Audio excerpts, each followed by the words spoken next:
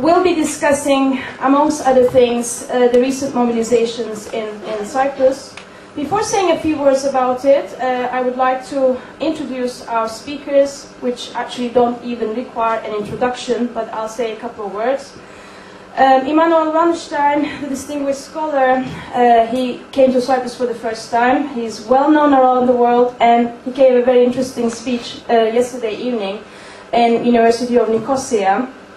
And one thing that we should mention, amongst other things, that I guess most of the people in this room already know, apart from his academic credentials, he has always been a believer in social movements and an important figure in that sense.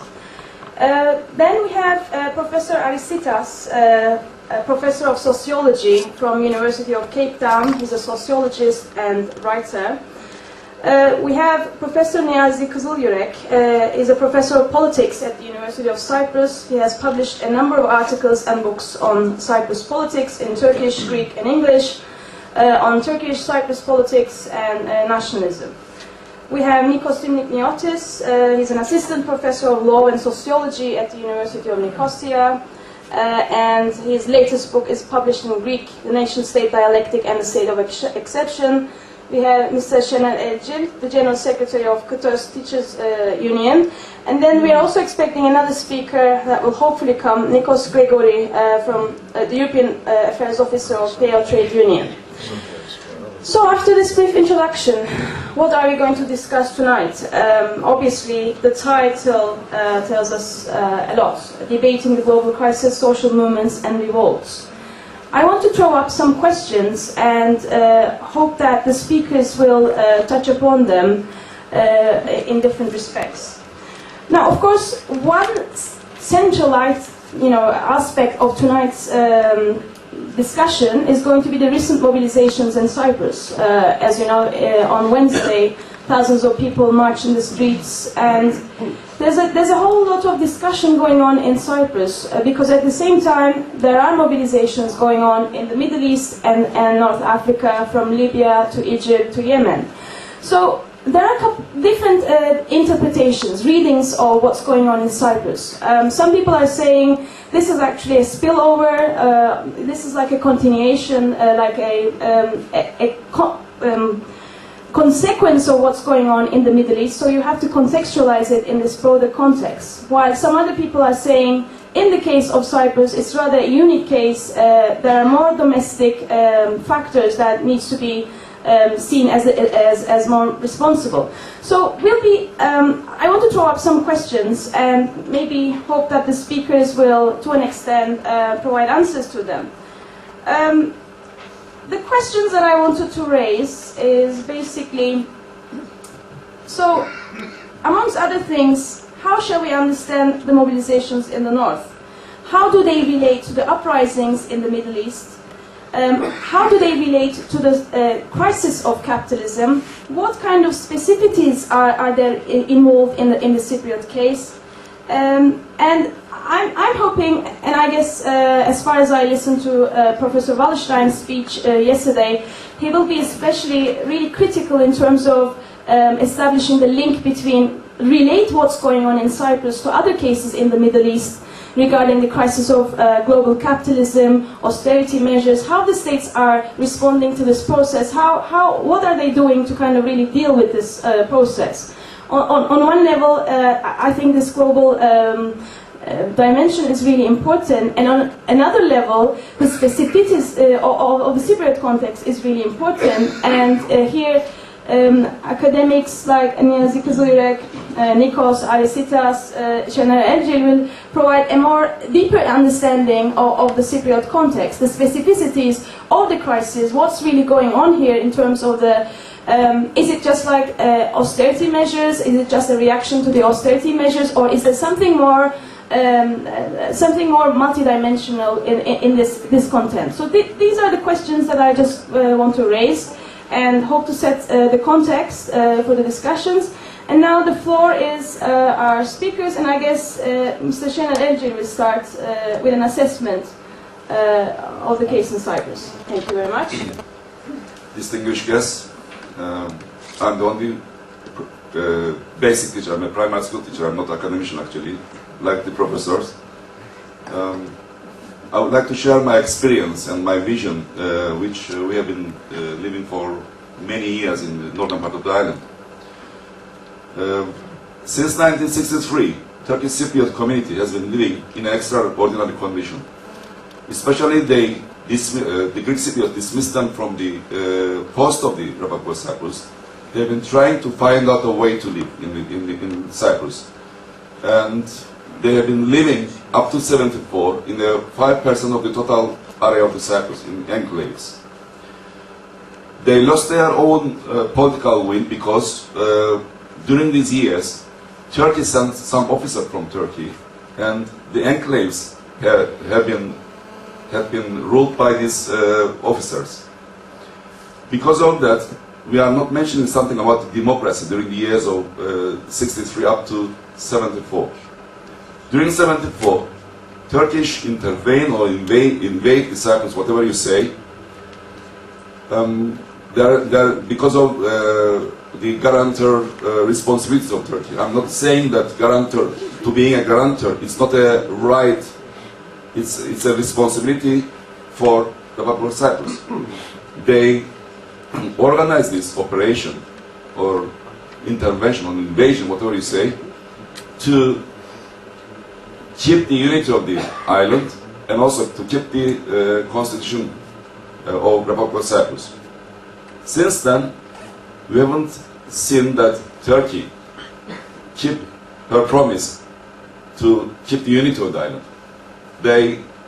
She proclaimed a pseudo government or pseudo regime in northern part of the island, which is under influence of Turkey. And also they transfer population from Turkey, which numbers are 4 or 5 times more than Turkish Cypriots. On the other hand, they seize the premises of Greek Cypriots or properties. They distribute them to people from settled in the island from Turkey. The other point, they establish such kind of economy which based on black money laundering, casinos, nightclubs, such kind of things. On the other hand, the isolation of the Turkish Cypriots, which our leaders and also Turkey accusing the Greek Cypriot, they impose us, imply us isolation embargoes, not only using by Greek Cypriots community or Greek Cypriot administration, it's used by Turkey also. We are not able to sell anything to Turkey, even if any product, any produce. These are the main reasons that Turkish Cypriot community react badly against these imposements. Especially population transferring creates such kind of the social clashes between the community. Crime rate is very high nowadays. The other point is they proclaimed the TRNC since 1983, and because of that they distributing citizenship of TRNC to the settlers. Their numbers are more than us. Because of that, Turkish Cypriots lost their own political will. They have been trying to show that there is a democracy in the northern part of the island, and we have elections also. But elections is just a fake organization. We don't know the population. This is very clear. The Prime Minister, Mr. Küçük, so-called, whatever you say, someone asked him that, what is the population of northern part of the island? He gave a very basic answer. We have a quite crowded population. This is a good explanation. Very crowded population. If the Prime Minister doesn't know the population of the northern part of the population, how can you plan your education system? How can you plan your health system? How can you plan your social life and all of the facilities or welfare of the community? Because of that, we are saying that the elections in northern part of the island are fake. Only just they've trying to deceive international world. The main reason which we have been trying to badly react or organize a meeting against the regime in North and against the Turkey based on these matters. The last 2 years, 4 years, also there is another matter. They found a good excuse. They are saying that it's there is a crisis in the world. This is a good excuse for them, and they've been trying to impose us a so-called economic package, which consists of lots of political instruments in it. About they don't want to give money to support the community in the northern part of the island. We are not saying that we demand Turkish money from Turkey. I'm saying that the Turkish Cypriot population in the northern part of the island is, we are guessing that around 130,000, around this. But the population in the northern part of the island, much more, I mean 4 times more than this number. And Turkey gives us $500 million in a year as a donation or for the building up the roads and the other facilities of the public. The official numbers, which we have been importing some goods from Turkey, we paid every year $1.5 billion. I don't mention something about the population, which they've been staying in the northern part of the island as a cheap labor or working in the north part of the island as a owner of some shops or something. They don't keep the money in Cyprus. They use Cyprus as like a colony. They send the money back to Turkey. And we haven't got proper economy, which based on the production. Just, it's like a colony. Turkey gives 5. Then on the other hand, he gets 10 times more money from the northern part of the island. All of these things shows us that main point which we organized a mass rally in last Wednesday. There are some clear message. First of all, we want to govern ourselves as a Turkish Cypriot. We don't want to live like that in extraordinary condition, which is we have ministers, but we have such kind of advisors who gives order to our ministers. It's like a shadow government. We don't want to live like that. If we elect something, they should respect the result of the election. Second thing, we want urgent solution to Cyprus problem. We know that the main reason of division and economic problems of the Turkish Cypriots or political problems of the Turkish Cypriots based on the political problem of Cyprus. What we want, it's very clear. We want united federal Cyprus, which based on the high-level agreements 1977-79 bi-communal bi-zonal federation. And also we agreed on the points which Mr. Talat and Mr. Christophes agreed on 23rd of May and 1st of July, which is one single sovereignty, one single identity, nationality, and one single representation abroad. These main points are very clear for us, and we agreed on it. We want urgent solution. Otherwise, we shall not be able to survive in Cyprus. These are the main reasons that we have been fighting, and we organized the struggle against our administrators, which they are cooperatists and also they are under the influence of Turkey. And we want independence. We are fighting for our rights, independent Cyprus, not to depend on anybody. We want to live in a country, a free country, independent Cyprus, independent United Cyprus. This is our clear message that we have been trying to give to international world and also Greek Cypriot community. I met some of the journalists from South, and they asked me a question that, and also I was on the Astro Radio today. One of the audience, they called the program and he asked me some question, and he also saying me that the only problem is money. This is why Turkish Cypriots are uprising against the regime in North, which is not true. Which is not true. It's more political. We are hesitating our future because because of the bad economic conditions, because of the political problems of the Cyprus, Turkish Cypriot youngsters, they prefer to leave the island. We are hesitating about our future. This island is belong to all of us, not Greek Cypriots, not to Turkish Cypriots. I define myself Turkish-speaking Cypriot.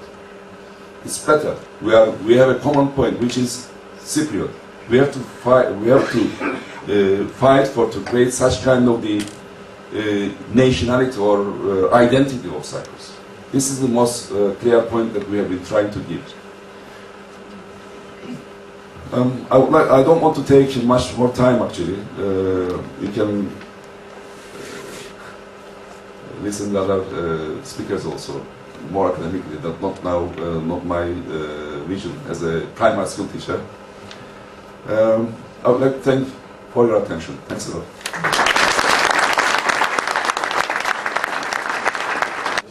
We want to thank to Mr. Şener Elcir for his speech, and right now we have Nikos Gregory from European Affairs Officer of PAO Trade Union, and hopefully we'll get more questions. Of course, it's just we don't have much time in terms of the speeches. We're hoping that if people have questions, we might discuss things at length. So, thank you. Dear guests, dear friends, before I begin my intervention on behalf of Pan-Cypriot Federation of Labour PO, I want to thank the organizer for this event for giving us the opportunity to project and experience and outlook of the class-based trade union movement on the issue of the world crisis and the reunification of our country and the peaceful cohabitation of its inhabitants. Today, we are facing a crisis of capitalism and neoliberalism. The ruling circles dominant today in the decision-making centers are seeking to implement the same failed neoliberal policies that are responsible for this crisis as receipts for tackling the problem it has self-accumulated. In the European Union, the anti-people policies are continuing, aiming at the deregulation of labor and the sidling of the role of trade union movement, as well as the promotion of the so-called flexibility and security, the promotion of a new 2020 strategy within the same anti-working framework on the failed Lisbon tragedies, the infamous Bolkestein Directive, the attempt to bring back the directive for the liberalization of the post services, the attempts for the extension of working time, and others. More specifically, today working people are facing the danger of the further deterioration of their position stemming from the undermining of social insurance, the uncontrolled increase in the retirement age, the curbing of funds of social benefits, and the rise in unemployment. The crisis also favors the growth of racism and xenophobia, phenomena that are increasingly more intense. Today, the rallying, solidarity, and joint action of all working people and progressive forces throughout the world has never been more necessary. PO is working particularly for the rallying and uniting on the class forces in Europe. We unite our voices together with all working people in Europe and demand solutions to tackle the crisis that will distribute economic burden justly without working people being affected, since it is working people who are the main factors and creators of economic development. Of course, the crisis has unavoidably affected Cyprus' economy. Nonetheless, the Cyprus economy is included among the EU economies that have in comparison been affected to a lesser extent.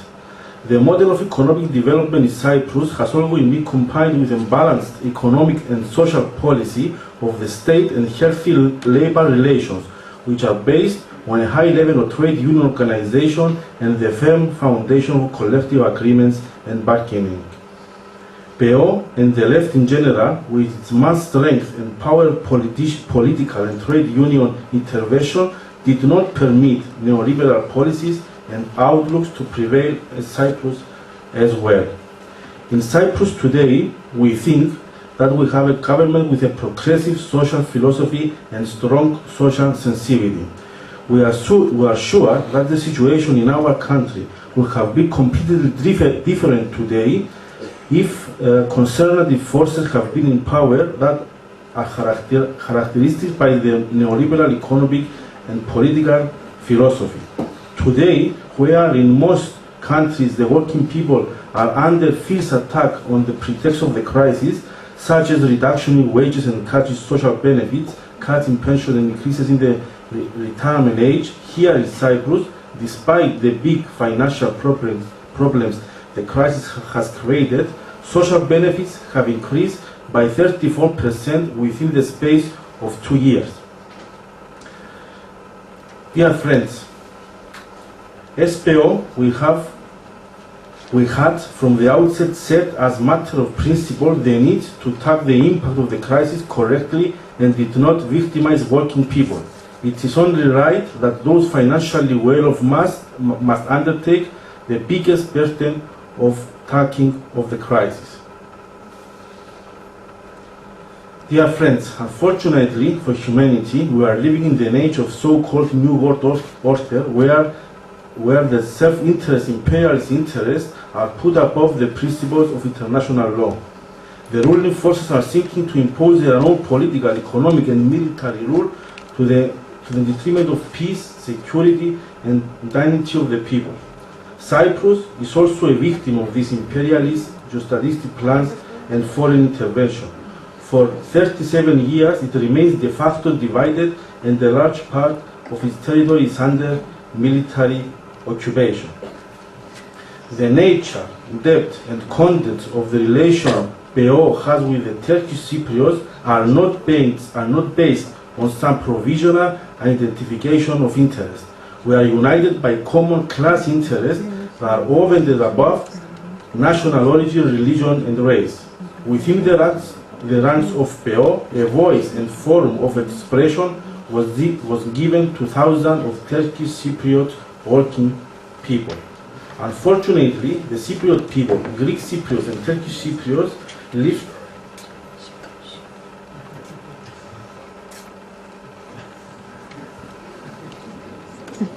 Unfortunately, the Cypriot people, Greek Cypriots and Turkish Cypriots, lived through the most tragic way the action of imperialism and its policy of divide and rule. Imperialism, to serve its own geostrategic interests in the region, exploited and used the poison of nationalism and chauvinism. Both Turkey and Greece, enslaved in then well-known NATO mechanization, participated in this conspiracy.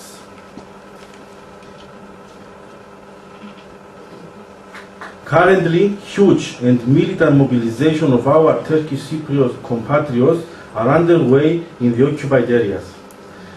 Their resistance to the neoliberal attack stemming from the ruling circles in Turkey and the occupied areas is heroic. PO expresses its support and solidarity with the struggles of our Turkish Cypriot compatriots. As class brothers, as Cypriots, we stand on their side. Their struggles highlight once more the truth that the tackling of the socio-economic problems of the Turkish Cypriot community, as well as the protection of the entirety and autonomy of the Turkish Cypriots, are inextricably linked to the reunification of our common country and the just and lasting solution for Cyprus problem. We are fully aware that no gain of the working people can permanent and viable as long as our country remains foreseeably passionate, as long as 40% of the territory of the Republic of Cyprus remain under occupation. We are struggling for a bizonal, bicommunal federal solution as the only realistic solution that can unify our country and people within the framework of one state with a single sovereignty, a single citizenship, and a single international personality. Thank you very much. Thank you very much. And we have now Nikos Dimitrios speaking. I have thought hard what to say in today's meeting, and in fact the basic thrust of my argument was developed before I even saw the reaction of the Greek Cypriot press and political opinion over the second Turkish Cypriot mass mobilization which we saw a couple of days ago.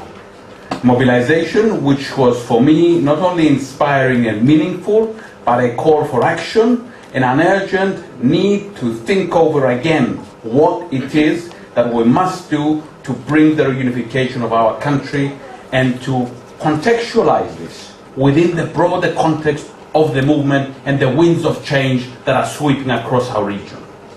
Over the last couple of days, I was forced to explain yet again the nature, the essence of the so-called Cyprus problem in to my guests, to our guests here. I was asked repeatedly, what is really an issue here? And what is fundamentally at stake here in Cyprus? And having to condense the last 50 years of history of a conflict with its ups and downs, its constant mutations and evolution is no easy task. We can say, and many do say, both on the left sometimes and on the right, that the problem is essentially the same. The seeds of partition were planted back in the 1950s, 60s, and since the days of British colonialism. After all, the green line within which we're now situated was marked by a green pencil by a British officer back in the early 60s. It is really called, that's why it's called the green line. But its significance, its effect, its role and its meaning today is different from what it was in 1964. It's different than what it was in 74. It was different in 78. It's different in 2004. And it's going to be different tomorrow. It can't be the same. And so, what is the answer to this idea? On the left, it was repeated in the good old days when we had more confidence to analyze the situation in the world, that there are two aspects to the Cyprus problem, which are dialectically united.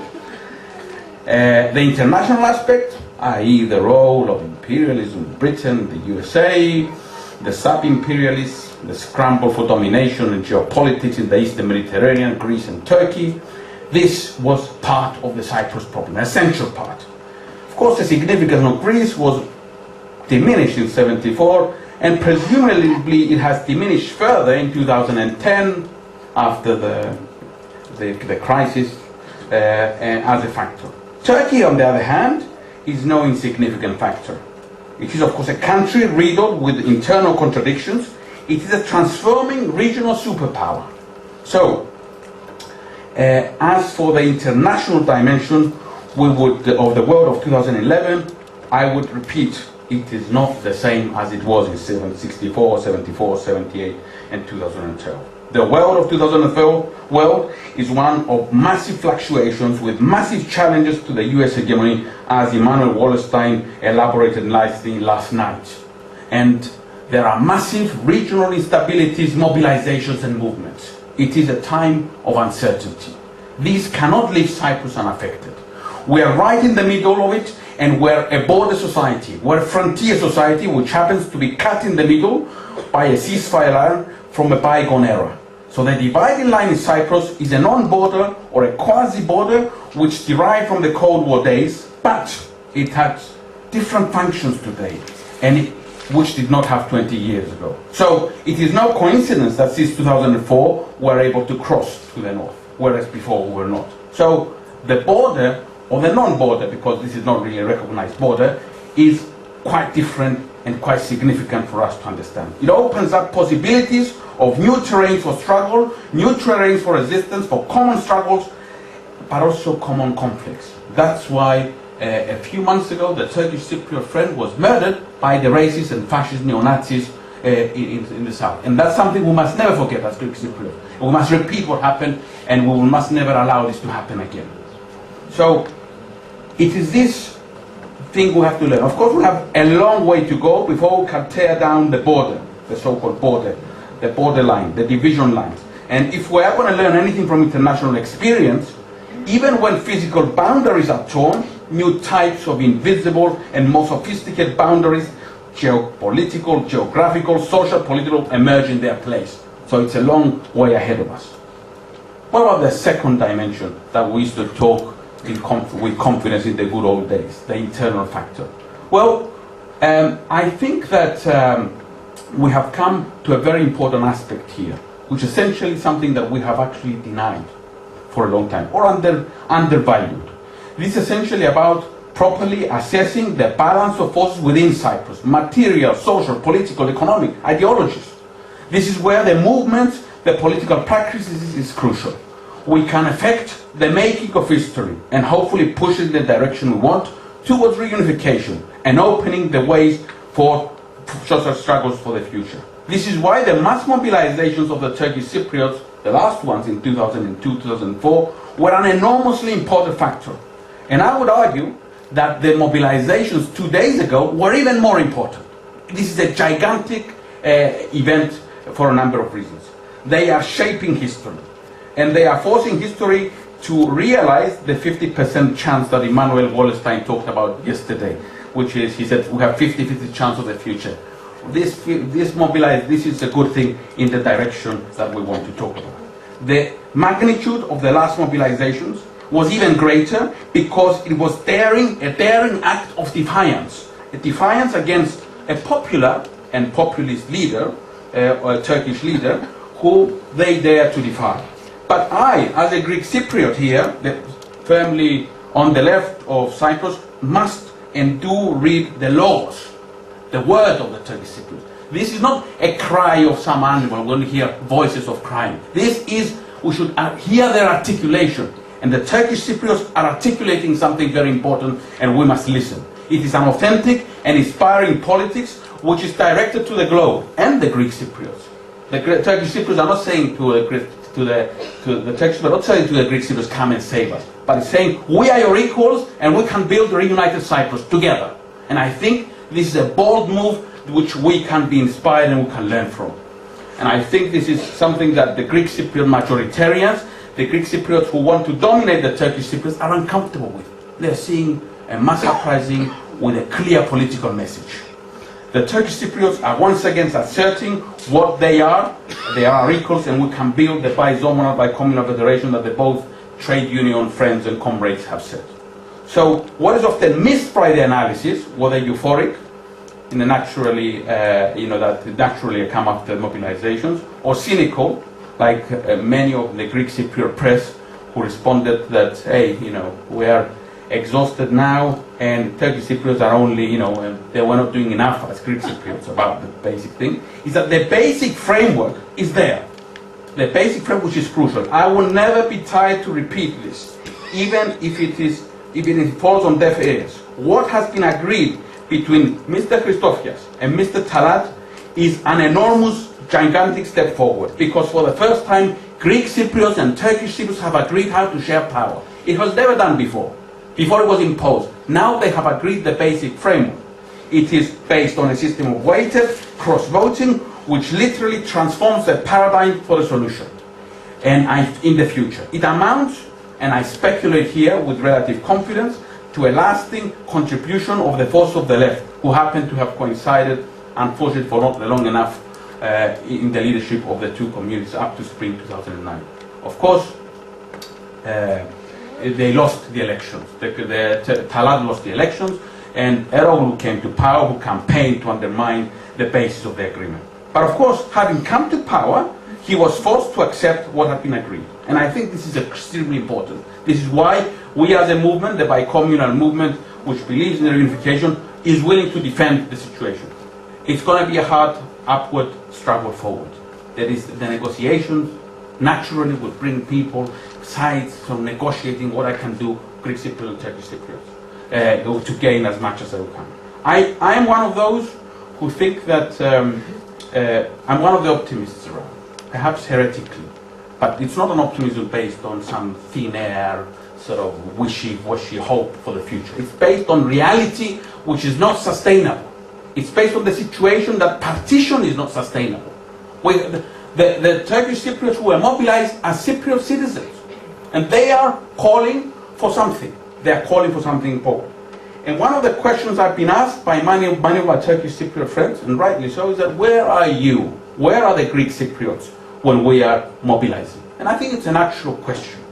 It understands that, hey, we are, something must be done. And I'm the last one to be an apologist of those who are comfortably sitting passively and saying, comfortably enjoying the status quo at the moment. In fact, I am those I am one of those, amongst others, in this mass movement, which is growing, who have always tried to demonstrate that there are real material ideological forces who are benefiting within Cyprus. It is not just an international conspiracy and we're just the poor victims here. There are forces who are benefiting from the current situation. So, but what is to be done? I am optimistic that we must build a movement which will become mass on both sides. I'm optimistic that we can all be inspired by what is going on, not just in the north, but what is going on in the world around us.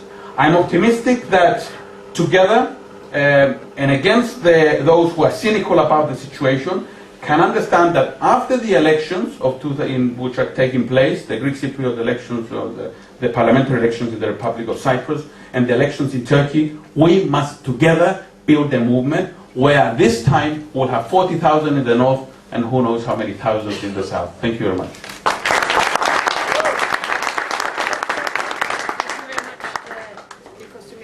And now we have Professor Tsitas speaking. Thank you.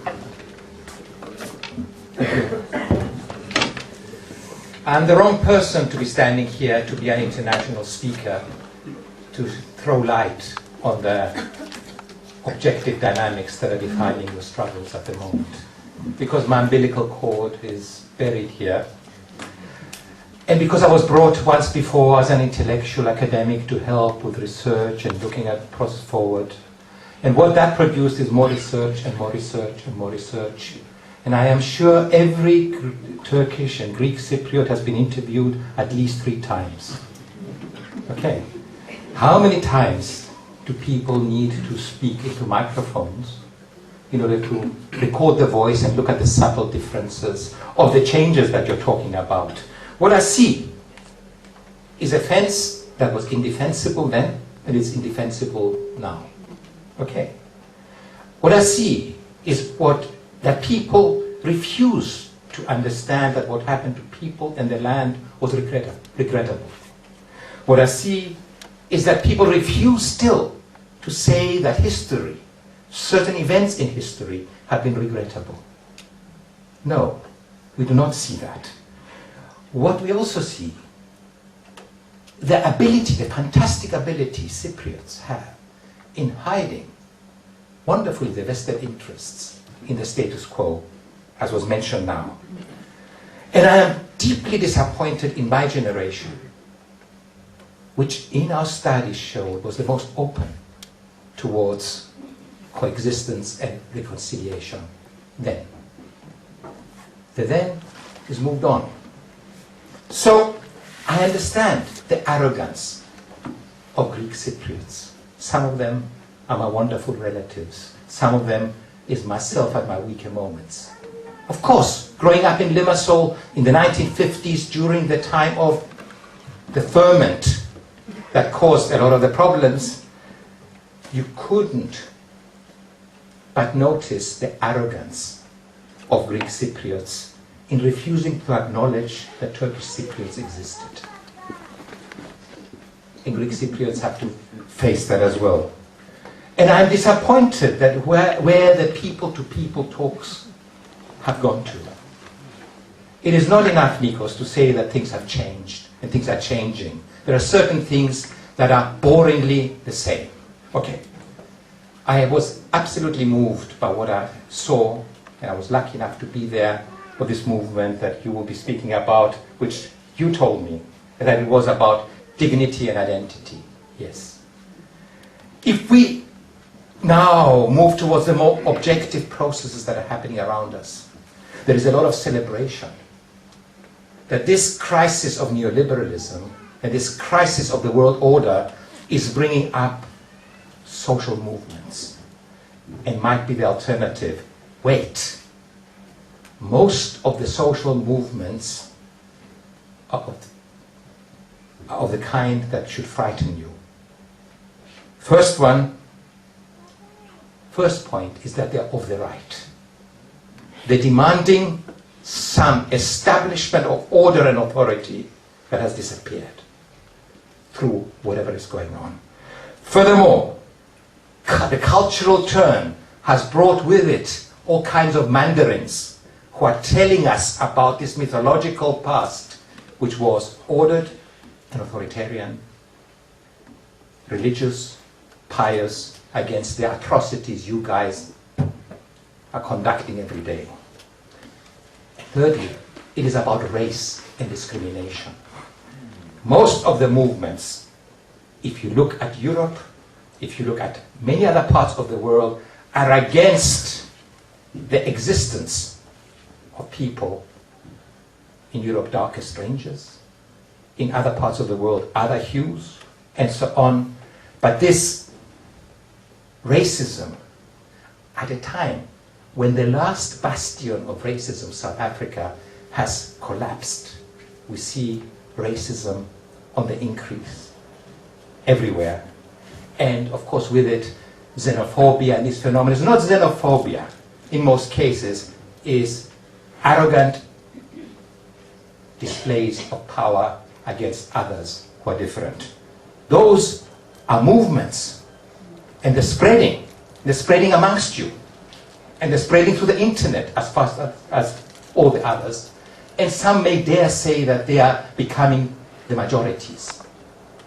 On the other hand, of course, there are the other movements. There are the women's movements, there are livelihoods movements, there are the students, there are even faith-based movements, there are refugee movements. Everywhere there's movements, and trade unions are waking up again as well and beginning to make some noises. And there are movements that are coalescing towards something else, a future that is not certain and we don't know what it is, but at least they're coalescing in some way. If you look at the events that have happened, think of it. A young man, in a very un-North African way, instead of becoming a martyr, lights himself. And out starts a process of protest, movement, and so on. And those movements are coalescence of livelihoods, women, look at them on Al Jazeera, of women, of students, of religious, of all kinds of people who are gathering, workers and others who are gathering, trying to defend the turf and send a symbolic message to others that certain things are unsustainable. It's very important. And there will be many confrontations between movements that are pushing towards the more open, horizontal, egalitarian future, and the movements that are trying to establish order. What I'm saying is that what has been spreading throughout is this coincidence of all these people coming together in demonstratively saying enough is enough. In conclusion, I want to ask 3 questions. The first one is that, do we think that this rising movement here in Cyprus for dignity and identity, for an economic emancipation of the North, we think is a short-term, sporadic attempt following the spirit of the times, but with no long-term vision and strategy? Secondly, how do we get proper people-to-people talks over and above the various negotiations here on the island to start moving beyond what is being said instrumentally? You know, I want your ear. No, you can't have your whole ear. I'll give you half. No, beyond instrumentalism, about what needs to be done to these states, what needs to be done to these issues, and what needs to be done to the vested interests that want to keep the world as it is.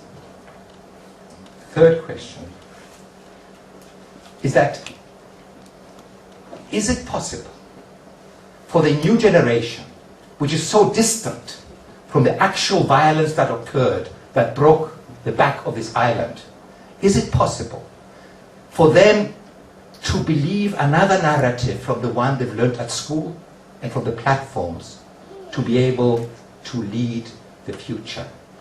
Because what I'm saying in conclusion is that my generation, and I won't reveal my age, has failed you. Hopefully there's enough shame in our generation to start moving forward again beyond vested interests. And hopefully the arrogance of my relatives, my community that is here where umbilical cord is buried is redeemed. Thank you. And now, Professor Niyazi Kızılyurek will speak. Good evening. I will start by saying that there is something in common what's going on in the region. There is something in common, actually overall, what's going on in the whole world. Because at the end of the day, all struggles are for dignity and recognition, maybe in different contexts. And what we saw some days ago in the Turkish Cypriot community, that was exactly a struggle for the right to dignity and for the recognition for an identity which I would carefully be formulating here, not to reduce it to an essential fixed identity, because that's important, but for what actually Turkish Cypriot is right now in this context. And I will refer to, well, I recall right now Zygmunt Baum when he says, you know, identity, when we talk, where we talk on identity actually, there is a battle going on. That's what makes us talking of identity. Now in Turkish Cypriots we cried out and we talked loudly that they are Turkish Cypriots. I mean, Panos mainly, that was, we are Turkish Cypriots. And why do we need to underline it? What's going on battle really is going on there, so that they felt deeply to underline that they are Turkish Cypriots. Well, one very clear thing is that in the eyes of Turkish nationalism, the Turkish Cypriots are not enough Turk. This is very clear. In the eyes of Turkish nationalism, the island of Cyprus can be instrumentalized for the Turkish strategic thinking, but the people who are living on this island, they are not visible, and if they are visible, if they are to be visible, then they have to look exactly like Turkish nationalism want them to be. So that's why they called loudly that we are Turkish Cypriots. But of course I will recall here that Turkish Cypriots, they demonstrated in these very same streets some decades ago by calling Turkey to come in.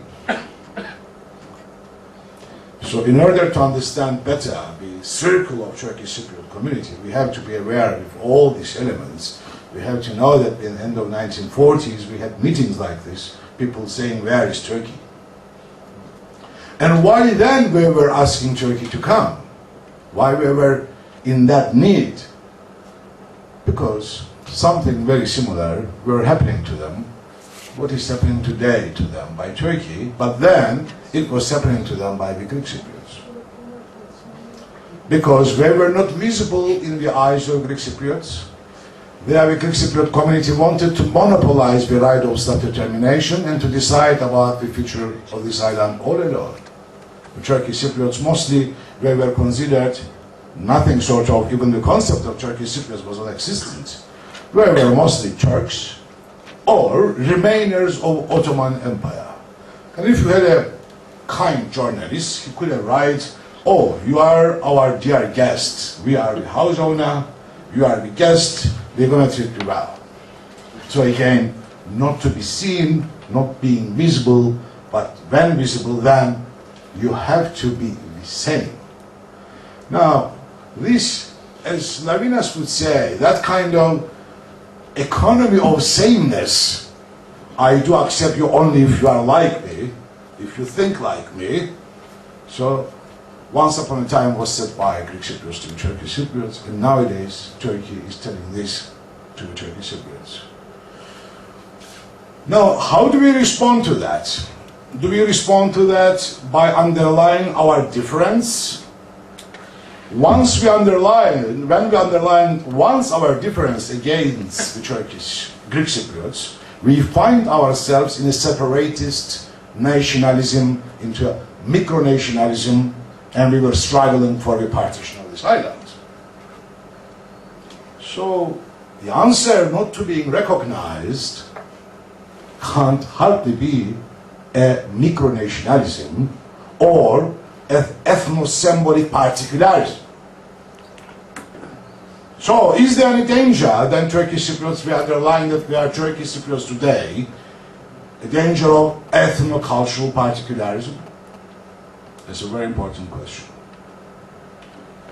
The struggle of, in all new social movements, there is a danger of essentialism, and we have to be aware of that.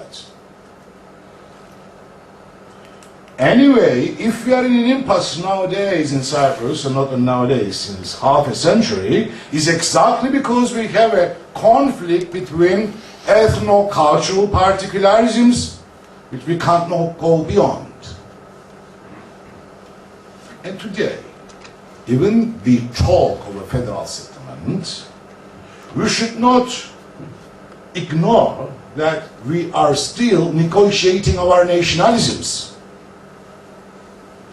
We are negotiating our identities and nationalisms, and we hardly can go beyond that. And to go beyond that, we don't need a Cypriot nationalism. That would be another ethno-cultural particularism, xenophobic and racist. So what is the challenge? How can we go beyond national? How can we reach a patriotism beyond the nation?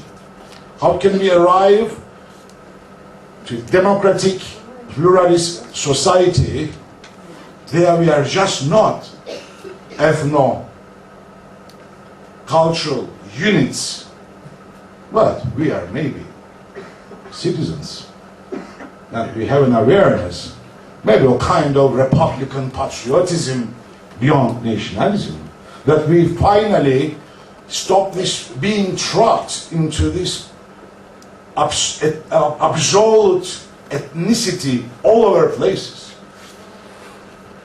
What kills federal perspective here in Cyprus today, what is lacking to arrive at federal perspective, is not that one side is asking for something which the other side doesn't want to give. This is exactly what I said before, instrumentalization. What is missing is totally a political culture which goes beyond nationalism. Maybe today we don't talk of unification of Cyprus with Greece because Hellenism as such and us as an organic part of Hellenism is over, but we replace with this with a micronationalism of neo-Greek Cypriot nationalism. Maybe the Turkish Cypriot, even left, doesn't talk anymore, of course, for partition, but what do we suggest? It's another kind of micronationalism in the form of ethno-cultural understanding. And if we talk as Greek and Turkish Cypriots that we're going to create a common identity,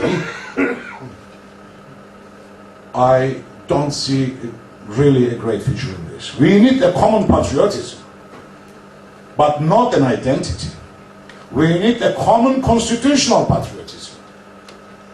We need to go beyond nation, not to negotiate our identities as such, to negotiate how can we make out of this geography a common homeland in which freedoms and dignity prevails. That's the challenge for Cyprus. Thank you. And now we have Professor Immanuel Wallerstein speaking. Thank you. I'm, of course, the only speaker here who is neither a Greek Cypriot nor a Turkish Cypriot, not a Cypriot at all. which perhaps gives me some perspective. I don't know. It certainly increases my relative ignorance of the situation. But I have been listening carefully to what was said this evening, and I find it actually very interesting.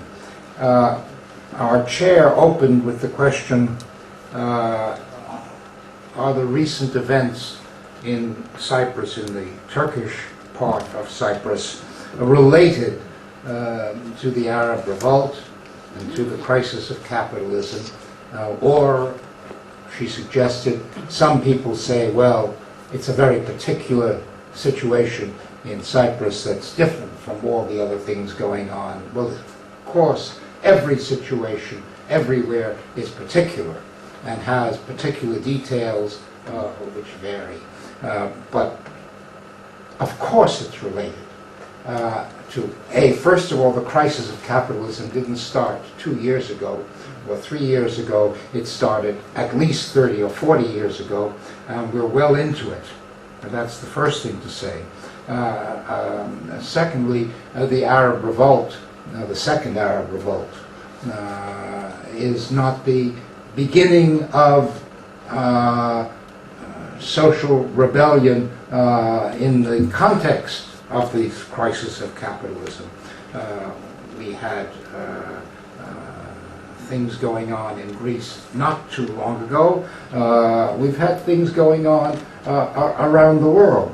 But the second Arab Revolt has been of an intensity that has been remarkable and important. And we have to see why it occurred and why it's related to all the other things. The basic political problem around the world today is that as a result of the so-called latest crisis in capitalism, government after government after government, almost all the governments in the world are faced with a particular squeeze.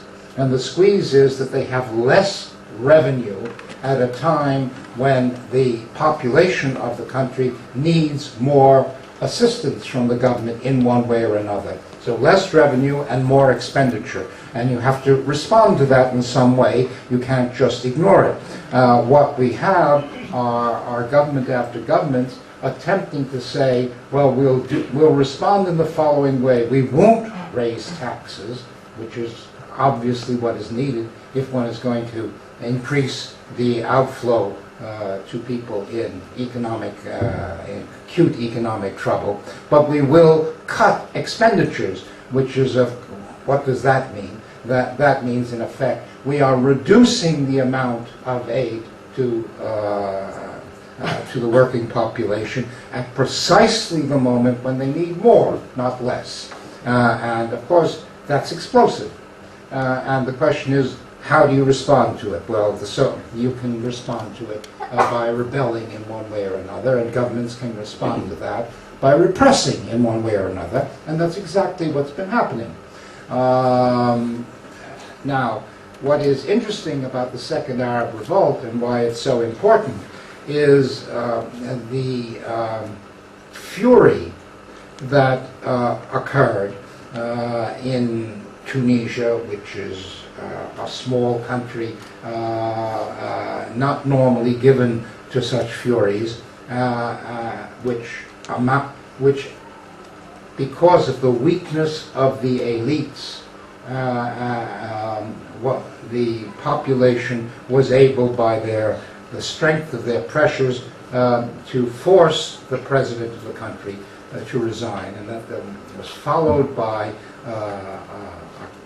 a copycat attempt in Egypt, which is a far more important country geopolitically, demographically, economically, in every way, a key country in the Arab world. And as you very well know, after several weeks, they forced the president of Mubarak to resign.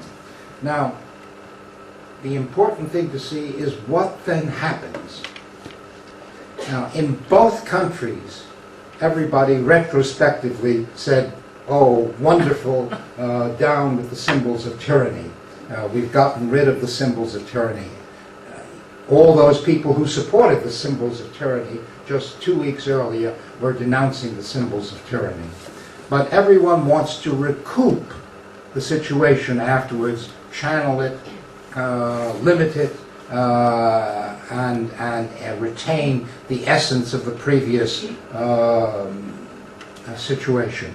What happened in both Tunisia and, well, there are two things that happened immediately. First of all, as you know, the Arab revolt has spread to country after country after country. And just this evening I was watching television, and it's broken out again in Oman, it's broken out in Iraq, in Jordan, in Yemen, and of course Libya. And there will be more. There will be more. A search of common class interests and the degree to which you can have your recognition of a cultural plurality within a united Cyprus. I don't know. You have to tell me, and maybe you'll fail completely, or maybe you will be born, pushed forward by the strength of the wind of change in the Arab world. That both are possible. Both are possible, but it's quite clear to me that a bicommunal Cyprus is not only necessary, it's the path that every country in the world has to be pursuing, and is one of the major issues in country after country. So there's the class issue, the attempt of the class interests of the working classes to assert their rights within the political entity in which they live, to have their appropriate share of what's going on, and there is the interest of multiple cultures that exist within every country in the world to have their group identities recognized and legitimated within the countries in which they live. So what can I say about Cyprus? I don't know what I can say. I can say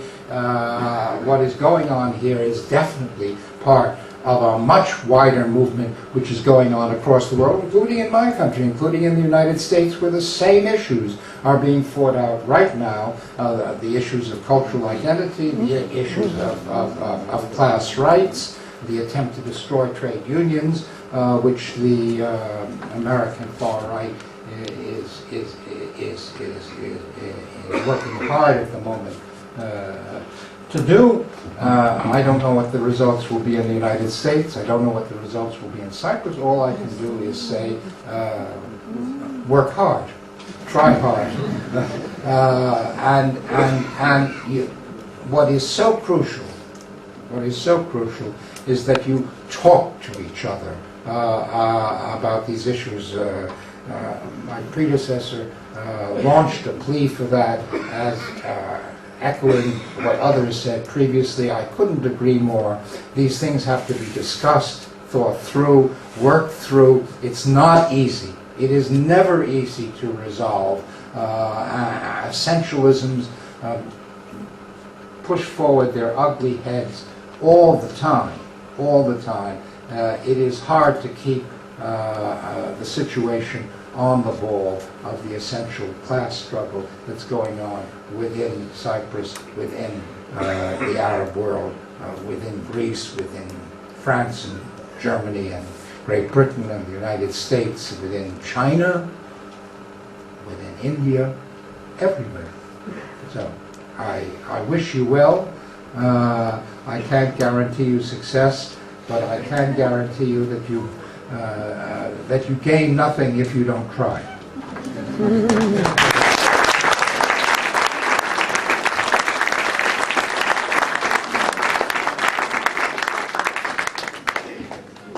I want to thank all our speakers, and now the floor is yours for questions.